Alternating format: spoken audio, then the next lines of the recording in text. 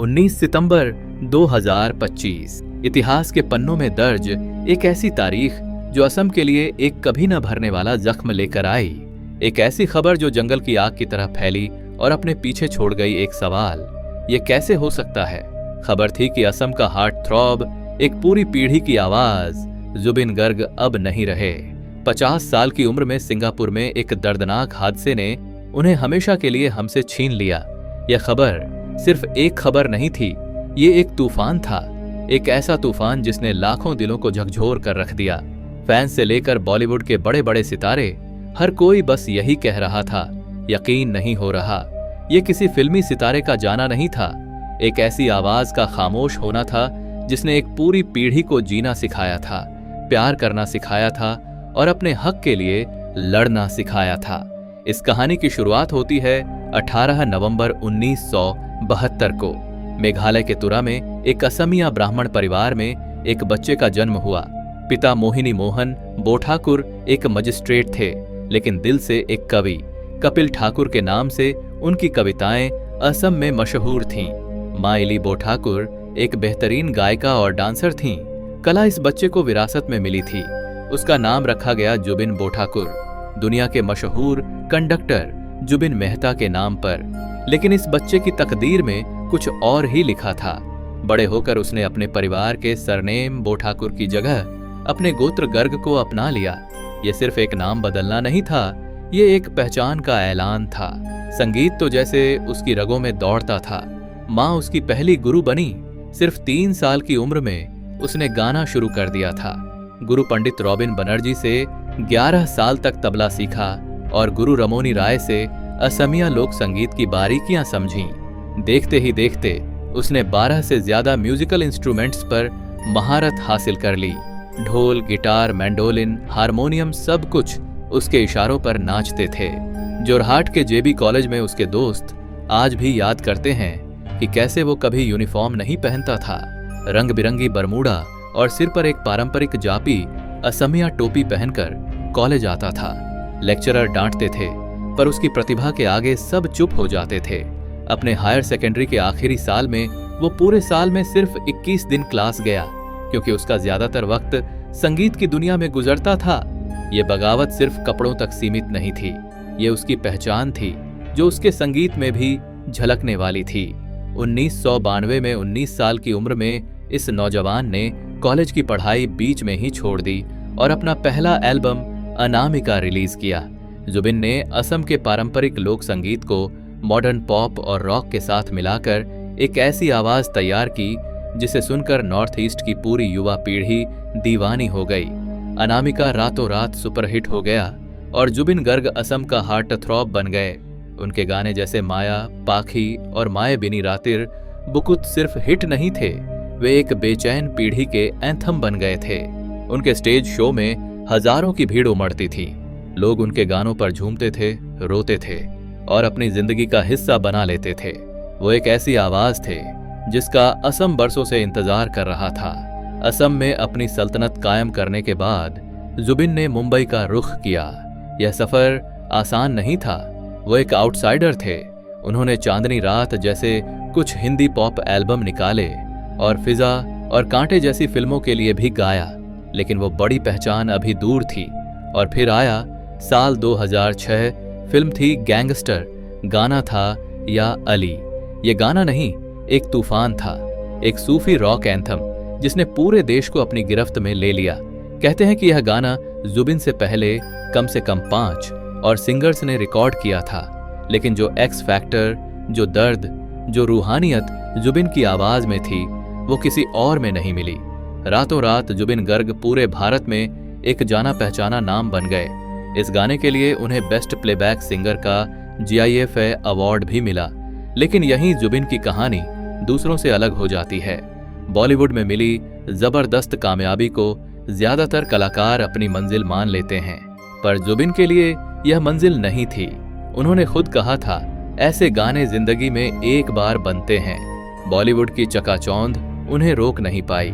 उनका दिल हमेशा असम के लिए धड़कता था और इसलिए अपनी कामयाबी के शिखर पर वो वापस लौट आए अपने लोगों के बीच, अपनी मिट्टी में। यह कोई हार नहीं बल्कि एक सोचा समझा फैसला था।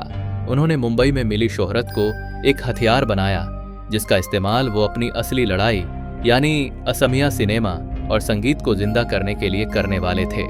जुबिन सिर्फ एक गायक नहीं थे, वो एक पूरी की पूरी इंडस्ट्री थे। एक्टर, कंपोजर, डायरेक्टर, गीतकार, निर्माता, ऐसा कोई फन नहीं था जिसे उन्होंने आजमाया न हो। उन्होंने 40 से ज्यादा भाषाओं में 32,000 से ज्यादा गाने गाए, 27 से ज्यादा फिल्मों में एक्टिंग की और 3 फिल्मों का निर्देशन भी किया। और उन्होंने अपनी इस कामयाबी का इस्तेमाल असम के लिए किया।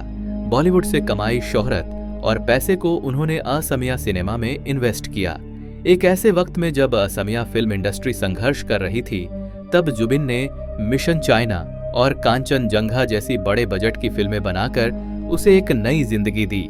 ये फिल्में बॉक्स ऑफिस पर सुपरहिट रहीं और उन्होंने साबित कर दिया कि अगर इरादा पक्का हो तो अपनी जमीन पर रहकर भी दुनिया जीती जा सकती है। वो सिर्फ एक कलाकार नहीं, एक सांस्कृतिक उद्यमी थे जो अपनी कला से अपनी संस्कृति को सींच रहे थे।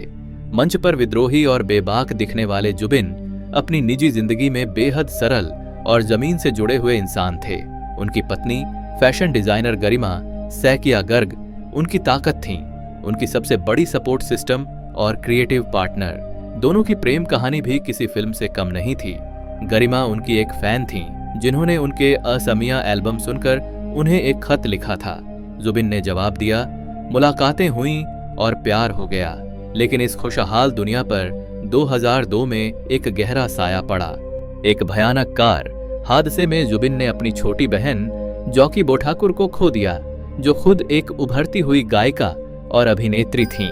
यह हादसा जुबिन की जिंदगी का टर्निंग पॉइंट बन गया। इस गम से निकलने के लिए उन्होंने संगीत का सहारा लिया और अपनी बहन की याद में शिशु नाम का एक बेहद भावुक एल्बम बनाया। लेकिन इसी गम ने उन्हें शराब की तरफ भी धकेल दिया, एक ऐसी आदत जो उनके साथ आखिरी दम तक रही। ये कोई कमजोरी नहीं, बल्कि एक गहरे जख्म का नतीजा था, एक ऐसा दर्द जिसे वह शायद कभी पूरी तरह भुला नहीं पाए। जुबिन का सच बोलने का अंदाज अक्सर उन्हें विवादों में ले आता था। वह कभी चुप नहीं रहे, चाहे सामने कोई भी हो, ब्राह्मणों पर उनकी टिप्पणी हो, भारत रत्न का अपमान करने का आरोप हो या भगवान कृष्ण पर दिया गया बयान। वह हमेशा अपनी बात बेबाकी से रखते थे। लेकिन उनकी बगावत बेमतलब नहीं थी। जब आतंकवादी संगठन उल्फा ने बिहू कार्यक्रमों में हिंदी गाने पर बैन लगाया, तो जुबिन ने मंच से उन्हें ललकारा और हिंदी गाने गाए। जब नागरिकता संशोधन अधिनियम CAA के खिलाफ असम की आवाज दबाई जा रही थी, तो जुबिन उस आवाज का चेहरा बन गए। उनके लिए संगीत सिर्फ मनोरंजन नहीं, बल्कि बदलाव का एक जरिया था, अपनी पहचान और अपने लोगों के हक की लड़ाई का एक हथियार था। इस बेबाकी और लगातार संघर्ष की कीमत भी उन्हें चुकानी पड़ी। उनकी सेहत पर इसका असर पड़ा। 2022 में उन्हें एक गंभीर मिर्गी का दौरा पड़ा था। उन्होंने कभी अपनी कमियों को छुपाया नहीं। एक इंटरव्यू में उन्होंने साफ कहा था कि उनके कई सबसे बड़े गाने तब बने जब वह नशे में थे। यही ईमानदारी उन्हें अपने प्रशंसकों के और करीब ले आई। वह एक स्टार नहीं, अपने लोगों में से एक थे। वह एक ऐसे राजा थे जो अपनी प्रजा के साथ रहता था, उनके दुख सुख में शामिल होता था। अपनी मौत से कुछ ही घंटे पहले जुबिन ने सोशल मीडिया पर एक वीडियो पोस्ट किया था। वह सिंगापुर में थे, नॉर्थ ईस्ट फेस्टिवल के कल्चरल ब्रांड एम्बेसडर के तौर पर। वीडियो में वह मुस्कुरा रहे थे, अपने प्रशंसकों को फेस्टिवल में आने का न्योता दे रहे थे। उनकी आंखों में उत्साह और जिंदगी की चमक थी। वह 20 सितंबर को परफॉर्म करने वाले थे। उसी रात सिंगापुर के एक रेस्टोरेंट में उन्होंने गिटार के साथ एक गाना गाया, एरिक क्लैप्टन का टीयर्स इन हेवन, एक ऐसा गीत जो एक बाप ने अपने मासूम बेटे की अचानक मौत पर लिखा था। क्या जुबिन को एहसास था कि यह उनकी आखिरी परफॉर्मेंस होने वाली थी?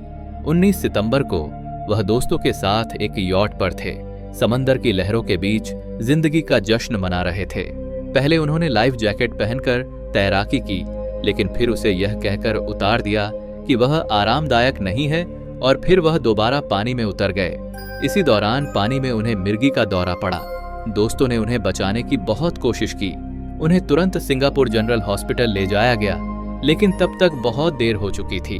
भारतीय समय के अनुसार दोपहर करीब 2:30 पर डॉक्टरों ने उन्हें मृत घोषित कर दिया। एक आवाज जो लाखों दिलों की धड़कन थी, हमेशा के लिए खामोश हो गई। जब जुबिन का पार्थिव शरीर घर लौटा तो गुवाहाटी की सड़कें थम गईं। यह किसी स्टार का अंतिम संस्कार नहीं था, यह असम के बेटे की आखिरी विदाई थी। एयरपोर्ट पर उनकी पत्नी गरिमा का टूटकर रोना, असम के मुख्यमंत्री का ताबूत को कंधा देना और सड़कों पर उमड़ा इंसानियत का समंदर। जहां तक नजर जाती थी सिर्फ लोग ही लोग थे, रोते हुए, गाते हुए। प्रधानमंत्री नरेंद्र मोदी से लेकर बॉलीवुड के बड़े बड़े सितारों ने शोक जताया। असम सरकार ने 3 दिनों के राजकीय शोक का ऐलान किया। यह इस बात का सबूत था कि जुबिन ने अपने लोगों के दिलों में क्या जगह बनाई थी। वह एक राजा की तरह जिए और एक राजा की तरह ही उन्हें विदाई दी गई। जुबिन ने अपने पीछे करीब 70 करोड़ रुपए की संपत्ति छोड़ी। उन्हें national film award, GIFA, stardust समेत कई सम्मान मिले, लेकिन उनकी असली दौलत उनके बैंक बैलेंस या अवार्ड्स नहीं थे। उनकी असली दौलत उनके 32,000 से ज्यादा गाने थे और करोड़ों लोगों का वह प्यार था जो आज भी उनके लिए महसूस किया जाता है। भूपेन हजारिका के बाद अगर किसी ने असमिया पहचान और संस्कृति को इतने बड़े पैमाने पर दुनिया के सामने रखा तो वह जुबिन गर्ग थे। वह सिर्फ एक गायक नहीं थे, वह एक सांस्कृतिक पुल थे जिसने असम की पुरानी पीढ़ी को नई पीढ़ी से जोड़ा और नॉर्थ ईस्ट की आवाज को पूरे देश तक पहुंचाया। एक बार जुबिन ने कहा था, जब मैं मरूंगा तो पूरा असम मेरा गाना मायाबनी गाएगा। और उनके जाने के बाद आखिर वही हुआ। उनके घर के बाहर जमा हजारों की भीड़ एक साथ मायाबनी रात्रि भुकुत गा रही थी। उनकी आवाज में दर्द भी था और गर्व भी। दर्द अपने हीरो को खोने का और गर्व इस बात का कि वो जुबिन गर्ग के दौर में जिए। जिस्म चला जाता है लेकिन आवाज रह जाती है। जुबिन गर्ग चले गए पर उनकी आवाज, उनकी बगावत, उनका संगीत हमेशा जिंदा रहेगा। वो एक आवाज थे जो अब अमर हो गई है। कमेंट सेक्शन में उन्हें श्रद्धांजलि देना न भूलें। और अगर आपने इस वीडियो के जरिए कुछ नया जाना हो और आपको पसंद आया हो तो वीडियो को लाइक और चैनल को सब्सक्राइब करना न भूलें।